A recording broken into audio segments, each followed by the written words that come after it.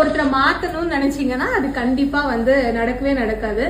நாம யாருக்கும் அட்வைஸ் பண்ணியோ இல்ல சண்டை போட்டோ இல்ல கோச்சிக்கிட்டோ நீங்க சாப்பிடாம இருந்தோ இல்ல தூங்காம இருந்தோ நீங்க ஒருத்தரை மாத்தணும்னு நினைச்சீங்கன்னா அங்கேயே நீங்க ஏமாந்து போயிட்டீங்கன்னு தான் அர்த்தம்.